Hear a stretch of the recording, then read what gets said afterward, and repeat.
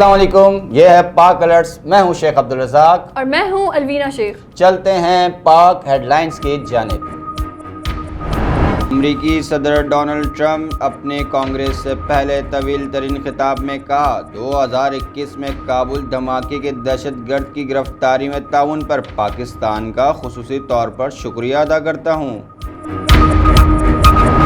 ISPR کے مطابق بنو کینٹ پر حملے کو ناکام بنا کر 4 خودکش حملہ آور سمیت تمام 16 دہشت گردوں کو ہلاک کیا، جبکہ جھڑپ میں 5 جوان بھی شہید ہوئے۔ بھارتی کرکٹ بورڈ کے نائب صدر راجیو شکلا کا کہنا ہے کہ بھارتی حکومت کی جانب سے اجازت نہ ملنے کی وجہ سے ٹیم پاکستان نہیں آئی۔ ہائبرڈ ماڈل ایک بہترین ماڈل ہے، اس لیے ایک دوسرے کے ساتھ میچز ہو رہے ہیں۔ بھارتی میڈیا رپورٹس کے مطابق خالستانی مظاہرین کے ایک گروپ کی جانب سے بھارتی وزیر خارجہ ایس جے شنکر پر حملہ کرنے کی کوشش کی گئی۔ یہ واقعہ اس وقت پیش آیا جب وزیر خارجہ ایس جے شنکر 4 سے 9 مارچ تک برطانیہ کے سرکاری دورے پر تھے۔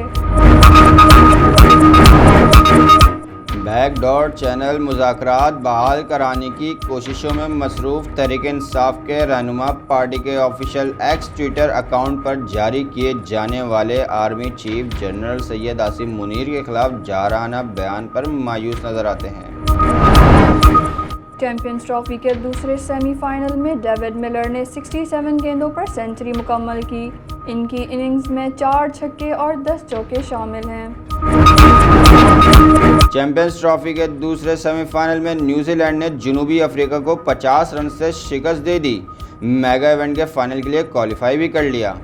قذافی اسٹیڈیم میں کھیلے گئے میچ میں نیوزی لینڈ نے پہلے کھیلتے ہوئے 363 رنز کا پہاڑ جیسا ہدف کھڑا کیا۔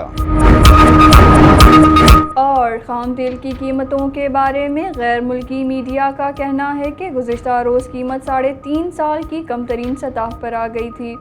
گزشتہ روز لندن برنٹ کروڈ کی قیمت $68.68 فی بیرل رہی۔ یہ تھی پاک ہیڈ لائنز۔ مزید خبریں اور ان کی تفصیلات کے لیے دیکھتے رہیے PakAlerts.net